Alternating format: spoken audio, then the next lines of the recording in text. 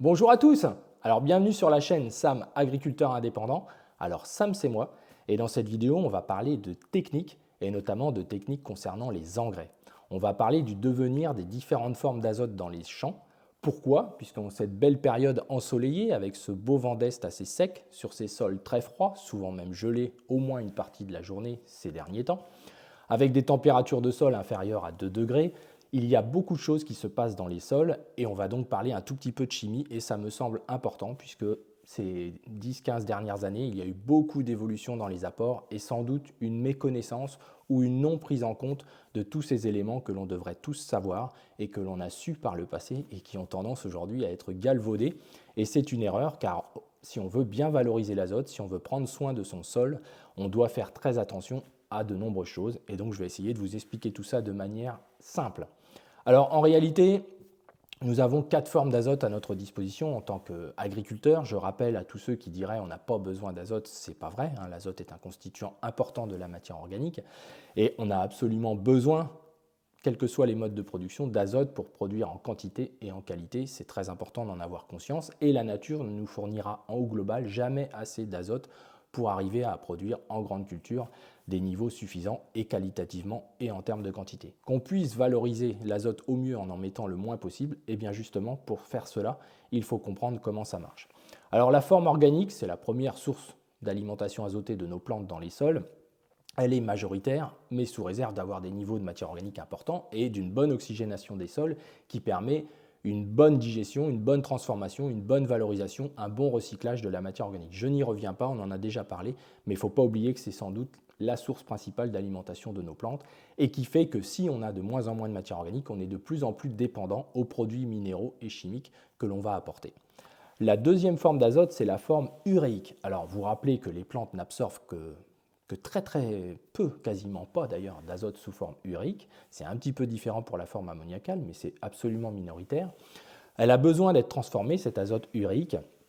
Elle doit être hydrolysée, ce que l'on appelle en ammonium. Alors ça prend 4-5 jours quand le sol est à 2 degrés comme là, de transformer l'urée en ammonium.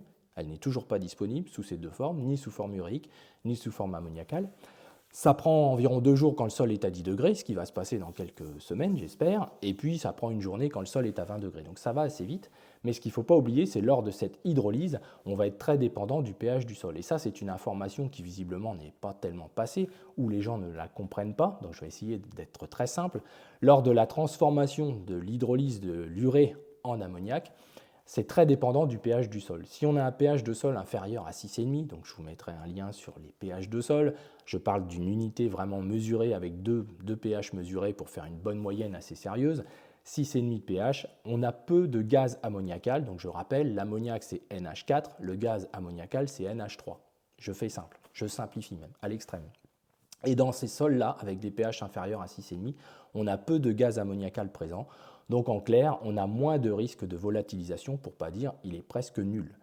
Paradoxalement, dans les sols supérieurs en pH à 6,5, c'est là que le risque de perte par volatilisation est le plus élevé. Et paradoxalement aussi, c'est dans ces sols-là que ces types d'engrais-là sont les plus utilisés. Alors soit sous forme uréique, un peu moins par le passé, mais beaucoup plus cette année par les disponibilités que les agriculteurs ont eues à cause ou grâce, je n'en sais rien, à la guerre en Ukraine.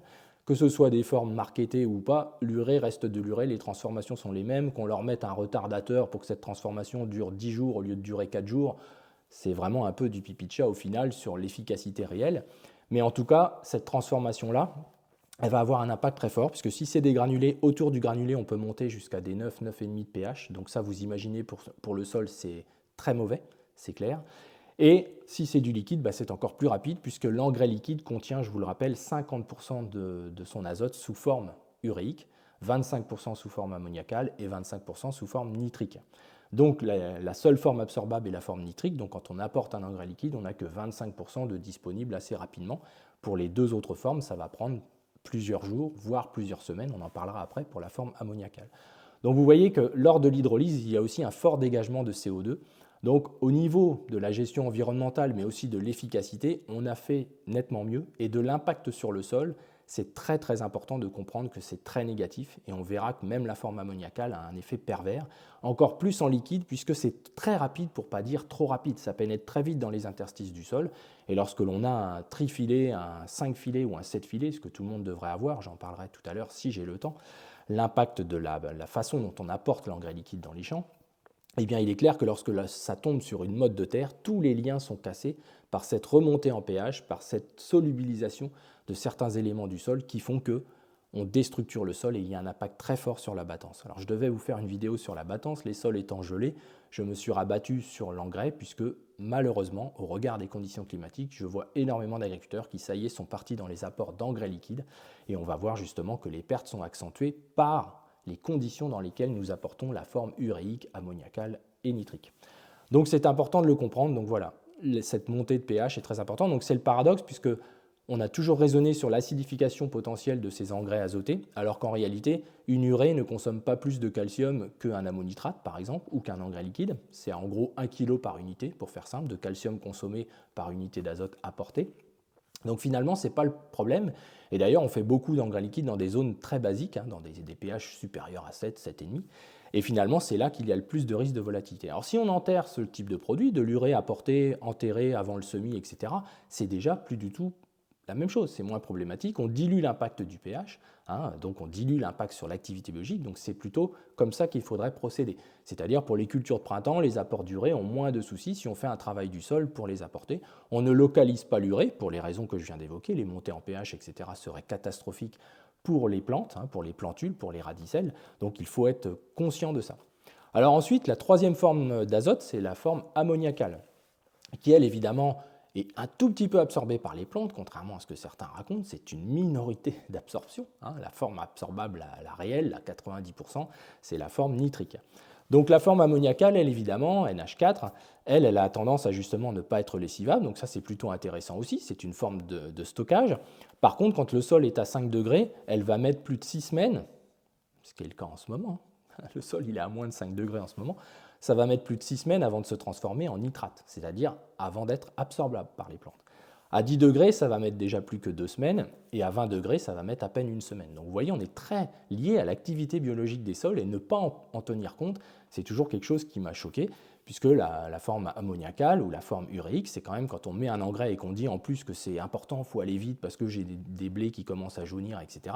Déjà, c'est un signe parfois aussi de structure, de choses à aller regarder dans les sols, puisque cette année, on a plutôt des cultures très bien alimentées. Il y a eu peu de lessivage, donc amener l'engrais et vouloir qu'il fonctionne tout de suite, il faut déjà bien comprendre comment ça marche. Donc vous voyez, 6 semaines avant que ça se transforme sous une forme assimilable. Et avant, on a l'urée qui doit se transformer en ammoniac. Donc ça fait beaucoup de phénomènes dans le sol, donc c'est très important de le comprendre. La dernière forme, c'est la forme nitrique. Donc elle est absorbable mais lessivable. C'est souvent comme ça dans les sols. Tout ce qui est en gros absorbable est lessivable. C'est valable aussi pour le soufre, etc. Donc on aura l'occasion d'en parler dans d'autres vidéos, puisqu'on va voir que pour bien absorber l'azote, le soufre est très important. Donc la forme nitrique est vraiment capitale, puisque c'est une forme qui, elle, va être disponible tout de suite. Donc justement, on peut en jouer lorsqu'on utilise des engrais qui contiennent une partie sous forme nitrique. On peut donc décaler les apports vers les périodes où les sols sont vraiment en température, où les cultures sont disposées à bien recevoir, bien valoriser les formes d'engrais que nous allons apporter. Donc la forme nitrique est la plus sécurisée, mais évidemment, il ne faut pas en apporter de trop, car cela devient toxique pour le sol. J'en ai déjà parlé sur les éléments solubles. Il faut bien faire attention à ça, c'est-à-dire que l'excès de produits solubles asphyxie en quelque sorte le sol, puisqu'il crée une forme un peu d'excitation, d'anarchie dans le sol. Je ne rentre pas dans le détail, mais en tout cas, c'est important de le comprendre. Donc, si on revient maintenant aux formes que les agriculteurs utilisent, notamment les formes soit sous forme d'engrais liquide, donc les azote 39, ce qu'on appelle un liquide, qui peuvent être associés d'ailleurs avec du soufre ou avec autre chose. Donc c'est très important. On accompagne en plus les agriculteurs avec des formes de soufre de thiosulfate en expliquant que ça va aider à fixer cet engrais liquide sur le sol. Alors évidemment, quand il est apporté en surface, vous savez qu'il y a des contraintes normalement, que cet engrais-là ne doit pas être apporté sur une végétation humide, ne doit pas être apporté sur un sol gelé, sous des températures négatives, ne doit pas être apporté avec des pressions supérieures à 2 bars. Donc en fait, il y a un tas de conseils faits par les fabricants d'engrais liquides qui ne sont même plus diffusés sur le terrain. Et on a des agriculteurs, pour des forts volumes et des vitesses élevées, qui montent leur pression de manière anormale, puisqu'ils créent déjà des fines gouttes qui vont accentuer la volatilisation, la perte aussi de CO2. Et c'est quand même paradoxal, dans une histoire aujourd'hui environnementale aussi importante, une conscience collective sur le fait qu'il faut faire quelque chose, que finalement on accepte ce genre de choses. Les engrais liquides devraient être enterrés pour avoir une bonne efficacité ou être faits avant une pluie, ce que d'ailleurs beaucoup d'agriculteurs font. Et dans ce cas-là, beaucoup de ces problèmes-là sont plutôt ralentis. Le risque d'attendre et de ne pas apporter son engrais liquide, c'est le manque de disponibilité lorsque le sol va se mettre à partir en avant. C'est pour ça qu'au premier rapport, cette forme liquide qui contient, je le rappelle, 25% de nitrique, 25% d'ammoniacal et 50% d'uréique, donc ça fait que 25% de disponible tout de suite, et finalement un problème lorsqu'on l'apporte au premier apport. C'est là qu'on a les sols les plus froids, c'est là que ça va prendre le plus de temps à se transformer, et parfois les agriculteurs mettent leur deuxième apport en liquide alors que le premier n'a même pas été valorisé. Donc pour des raisons pratiques, on anticipe de plus en plus ces apports-là sous des formes un petit peu moins coûteuses, il est vrai, que des formes d'engrais solides, mais finalement beaucoup moins performantes. Et d'ailleurs, les engrais liquides sont souvent majorés en termes de quantité d'unités à l'hectare pour essayer de compenser ces pertes, mais elles peuvent être très variables et ces derniers temps, elles sont très élevées, avec des vents d'est, des sols secs, des sols gelés. C'est pas normal d'aller épandre des engrais liquides dans ces conditions. En tout cas, vous perdez de l'argent et vous dégagez beaucoup de gaz nocifs pour la planète au final, mais pour tout le monde au final, en perdant une valorisation d'un engrais qui est de plus en plus cher. Donc il faut en être conscient. Alors faire de l'engrais liquide pour de l'orge de printemps en l'enterrant, apporter de l'urée en l'enterrant en se disant elle sera un peu plus libre plus tard, il faudra donc apporter une forme ammoniacale et nitrique disponible quand même tout de suite pour les premières semaines du démarrage de votre culture, puisque si les sols restent froids, la transformation ne se fera pas rapidement. Donc c'est important puisqu'on est vraiment dans un système où finalement tout ça s'est mis de côté. Alors quel est l'avantage après des engrais solides qui contiennent une forme ammoniacale et une forme nitrique? C'est qu'on va avoir une forme disponible tout de suite et une forme qui va se stocker et mettre plusieurs semaines à devenir disponible et qui ne sera pas lessivable. Donc c'est tout l'intérêt. Et si on veut vraiment encore mieux valoriser ces formes azotées, eh bien on va rajouter avec du soufre, avec un titrage bien précis qui va permettre, comme je l'ai déjà expliqué, de bien valoriser l'azote en associant ces deux éléments qui sont absorbés souvent ensemble et qu'on va fractionner puisque le soufre est lessivable, donc on évitera les forts apports de grosses quantités. Alors on pourrait se dire, comme le risque c'est surtout les fortes pluviométries et les pertes de nos azotes que nous apportons, d'utiliser que des formes qui ne sont pas disponibles, ça garantit en fait le maintien dans le sol. Le problème c'est que ça a des effets aussi pervers sur l'activité biologique et il faut bien en être conscient. C'est vraiment important de le voir parce que visuellement sur les structures et sur les sols, on voit cet impact-là. Une fois que le sol est battu, je devais faire une vidéo sur la battance, mais les sols étant gelés, je me suis rabattu à vous parler de l'azote puisque je vois que là ça monte en température, entre guillemets, tout le monde est en train de partir à faire les engrais azotés, moins sur les engrais solides, mais beaucoup en liquide, par des conditions qui sont en fait les moins positives pour les apports d'engrais liquides. Donc soyez conscients de ça. En plus, les soufres qui sont apportés aujourd'hui dans les engrais liquides pour fixer l'azote, c'est un peu une démarche environnementale soutenue par l'Europe, etc. Les thiosulfates sont des formes très acidogènes, donc qui vont encore avoir un impact encore plus négatif. L'avantage des engrais solides, c'est qu'ils ne sont pas plus acidogènes que les engrais liquides, ou pas moins, mais qu'on peut mettre dans ces engrais solides des formes de calcium, par exemple, pour tamponner l'acidification et les variations de pH trop fortes qu'on peut avoir dans le sol. Et je vous le rappelle, entre un point de pH et un deuxième point de pH, le lien de la vidéo sur les pH, on a 10 fois plus d'acidité. Lorsque vous passez de 6,5 comme tout à l'heure ou 7 à des 9, 9,5, vous imaginez l'impact que ça a sur les sols. Donc c'est très important. Et je ne parle pas sur les êtres vivants. Et en plus, quand c'est liquide, ça pénètre encore plus rapidement. Donc vous voyez, sur les formes d'azote, il y a quand même des choses à savoir pour bien les appliquer, pour finalement respecter au mieux les conditions. Et je dirais que plus on connaît ces conditions-là, comme pour la pulvérisation, et moins c'est facile. Plus on se rend compte que ça demande quand même un petit peu de réflexion. Quand on dépense 1 euro d'engrais azoté, il est quand même important de valoriser entièrement cet azote, en tout cas le mieux possible. Et pour ça, les façons dont on les apporte sont très importantes. On ne localise pas non plus de l'ammoniac, pour ceux qui souhaiteraient localiser de l'ammoniac, ça ne se localise pas, ça n'a aucun intérêt, on risque aussi de brûler les plantules, ce n'est pas tellement intéressant. L'azote est assez mobile dans tous les cas au fur et à mesure de ces transformations. Donc je dirais que localiser l'azote, c'est très intéressant sur des plantes sarclées, donc des plantes qui ont des distances entre rangs importantes, pour justement éviter de nourrir l'entre-rang avec des mauvaises herbes, etc., et plutôt favoriser une réduction d'azote au final en la positionnant. On fait partie, nous, des personnes qui pensons que l'investissement dans des choix des formes nobles et respectueuses est le meilleur moyen économique et technique d'économiser de l'azote. Et finalement, l'écart éventuellement tarif à l'hectare qu'il peut y avoir, il n'y a pas photo si on inclut à l'intérieur de tout ça les conséquences que peuvent avoir ces engrais-là sur des sols. On voit encore trop d'engrais liquides faits dans des sols fragiles, limoneux, argilo-limoneux, tous les secteurs plus on remonte vers le nord de la France, il y a beaucoup d'engrais liquides. C'est très pratique, c'est vrai, pour des raisons de précision, etc. Mais on aura l'occasion de faire une vidéo sur les épandeurs d'engrais. Les choses ont quand même bien évolué, les amis. Et au moins le premier apport, ce serait très très bien de le faire, surtout quand on a ces conditions-là, sous forme ammonitrate, avec du calcium dedans, pourquoi pas avec un peu de soufre. Et là, on a quelque chose de très positif, où on peut attendre d'ailleurs de les apporter des conditions meilleures pour être sûr de leur transformation. Mais au final, ces engrais-là ont tendance à rester sur le sol et à ne pas forcément se dégrader ni se perdre. Donc même des rosées peuvent les faire fondre, en sachant qu'on a tous besoin d'une bonne quinzaine de millimètres pour valoriser des apports azotés. Donc c'est important. Et les apports supérieurs à 80 unités, au-delà de l'aspect réglementaire qui est parfois interdit selon les départements, il est vrai qu'il faut éviter des apports d'excès comme ça de produits qui peuvent se transformer avec 10-15 mm. Vous imaginez, si vous faites un apport au-delà de 100 unités, ça a des impacts énormes sur le sol. Et on peut avoir des intoxications à l'ammoniac sur des orges de printemps si des conditions climatiques restaient comme ça, avec des vents d'est, une absence de pluviométrie, des sols secs. Donc ça ne rigole pas. Il y a parfois des conséquences sur les plantes que l'on voit chaque année avec Mathieu et qui sont liées à ces apports azotés. C'est de la chimie. On apporte des produits qui sont très impactants et très agressifs sur la matière organique. L'avantage du solide, c'est qu'il va fondre doucement. Donc tous ces impacts-là, par sa lenteur d'action, vont être atténués. Donc c'est très important de le prendre en compte, donc je ne vais pas réinsister. L'engrais liquide apporté en deuxième apport, cette fois qui tombe davantage sur les plantes et qui peut se faire sous la pluie, etc., là c'est un peu différent. On peut pourquoi pas le cautionner, l'accepter, en sachant que les pertes, encore une fois, toujours liées au pH. Donc vous voyez, réflexion à avoir quand même, puisque c'est dans les zones les plus basiques où il y a le plus d'usage d'engrais liquides, dans les sols argilo-calcaires, etc., etc.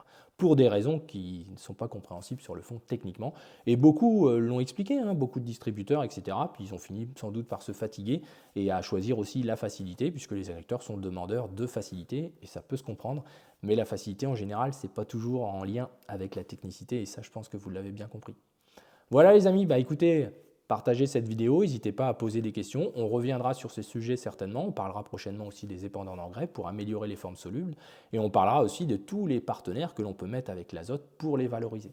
Alors après, toutes les petites choses en engrais foliaire, etc., ça c'est vraiment anecdotique par rapport à l'essentiel de la nutrition qui se fait par la matière organique, je le rappelle, la partie organique de l'azote, et qui se fait par les engrais que vous allez apporter vous-même, et cette minéralisation de sol qui est à entretenir, à gérer et à ne pas surévaluer pour conserver toujours un potentiel de matière organique dans nos sols et des sols en bon état, forts. Et c'est toujours dommage de faire beaucoup d'efforts sur d'autres parties pour améliorer vos sols et finalement faire des effets négatifs ou dégrader vos efforts par des mauvais choix d'engrais, par des choix de facilité ou d'organisation ou de praticité. Et puis ne vous précipitez pas aussi, alors ça c'est mon dernier conseil, c'est qu'en général on arrive facilement à faire 100 hectares par jour aujourd'hui d'épandage d'engrais azotés. Je pense que c'est jamais l'urgence d'apporter ces engrais azotés, c'est jamais l'urgence. Et le problème c'est qu'il y a une tendance à s'emballer, à vouloir tout faire toujours vite, on en a déjà parlé sur cette chaîne, et parfois au détriment du choix des meilleures conditions et de la meilleure valorisation et du respect finalement de tous, puisque quelque part on a quand même un rôle à jouer là-dessus. Voilà les amis, je vous dis à bientôt. Si cette vidéo vous a plu, n'hésitez pas et puis partagez-la au plus grand nombre et n'oubliez pas de vous abonner si ce n'est pas le cas. À bientôt.